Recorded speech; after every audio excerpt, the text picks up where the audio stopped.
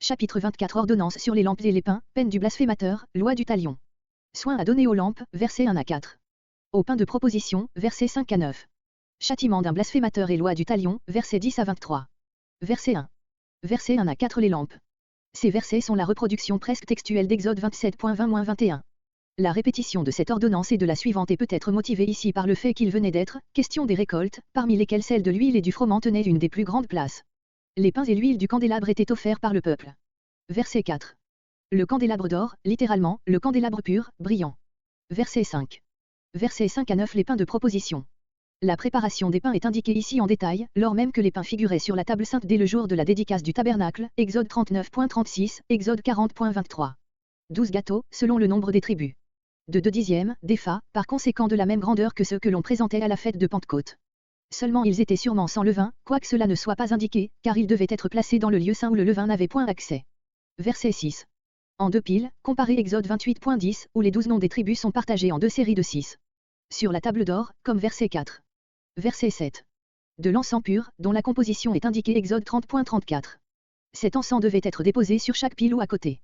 La tradition dit qu'il était contenu dans 2 coupes d'or. Lorsqu'au matin du sabbat les pains étaient retirés pour être remplacés par d'autres, l'encens était brûlé sur l'autel d'airain et servait ainsi de mémorial devant l'Éternel, rappelant que l'offrande des pains avait été accomplie selon la loi. Car des pains eux-mêmes, aucune partie n'était brûlée sur l'autel, mais le tout revenait au sacrificateur. Pour la signification des pains de proposition, voir Exode 25.23, note. Verset 8.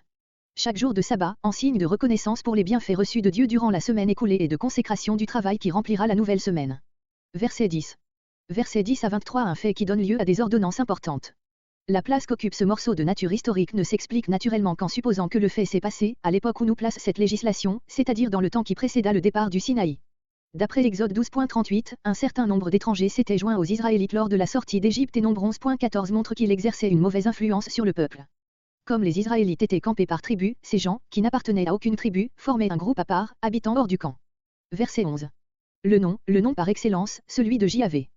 C'est de ce passage que les Juifs après l'exil ont conclu qu'on ne devait jamais prononcer le nom de J.A.V., aussi le remplace-t-il, toutes les fois qu'il se rencontre dans le texte de l'Ancien Testament, par celui d'Adonai, Seigneur, ou d'Élohim, Dieu.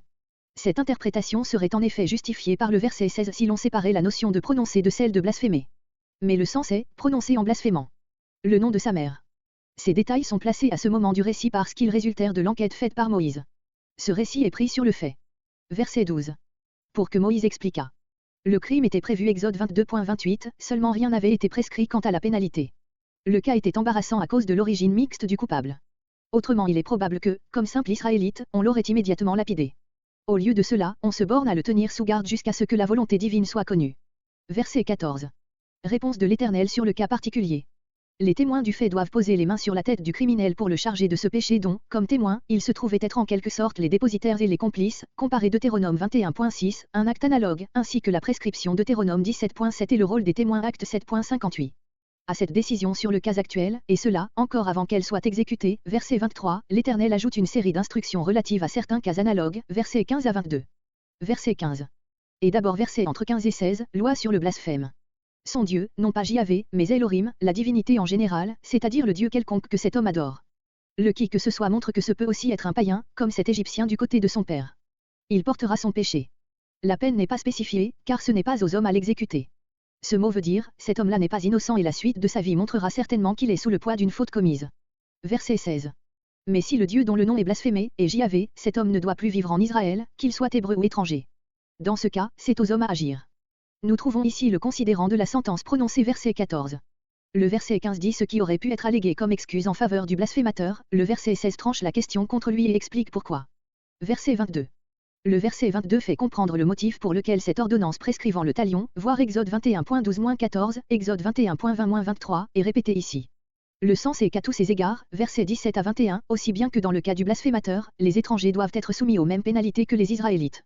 Ces cas sont cités comme au hasard, ils servent simplement à exemplifier la loi générale.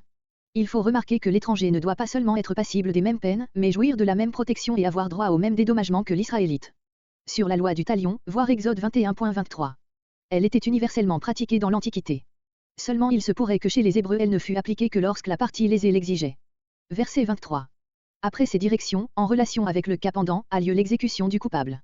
Il n'est pas aisé de comprendre comment ceux que l'on prétend avoir inventé la loi au temps d'Esdras auraient pu imaginer une pareille anecdote, et cela, pour motiver des ordonnances déjà en partie données précédemment. Ce trait, comme celui du chapitre 10 porte le caractère historique le plus incontestable et imprime le même sceau à tout l'ensemble des récits dont il fait partie.